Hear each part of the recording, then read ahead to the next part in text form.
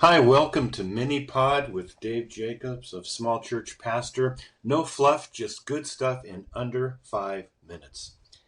I have a rather large Small Church Pastor group page on Facebook. How ironic is that? A large Small Church Pastor group page. And Ellen and I, we've been moderators at this group for over 10 years now. We're constantly adding new members. And because of this, we have new members or older members who participate less frequently, and they might post a question that we've covered many times before. It's actually become rare that something comes up that we've never discussed in the past. But there is one topic that comes up time after time, and pastors love to talk about this.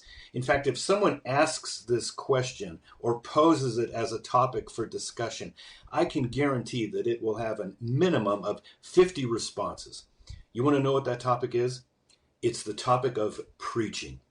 Pastors love to talk about preaching and everything related to preaching. For example, pastors love to talk about the commentaries that they use. Pastors love to talk about the process they use to develop their sermons. Pastors love to talk about sermon illustrations. Pastors love to talk about how one chooses a topic to preach on, well, except those pastors who preach from a lectionary, and these are the real lucky ones.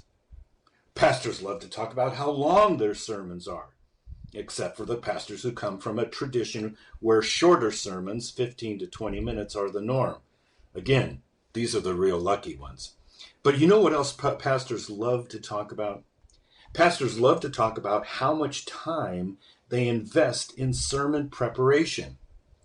Now, I believe that many pastors need to rethink how much time they spend working on their sermons. Not rethink as in they need to spend more time, but rethink as in they need to spend less time.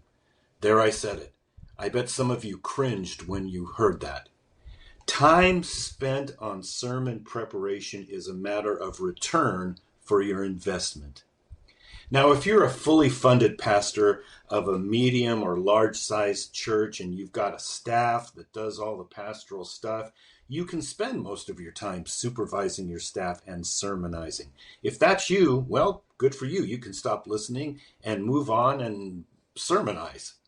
But I bet most of you listening today are very busy pastors of smaller churches.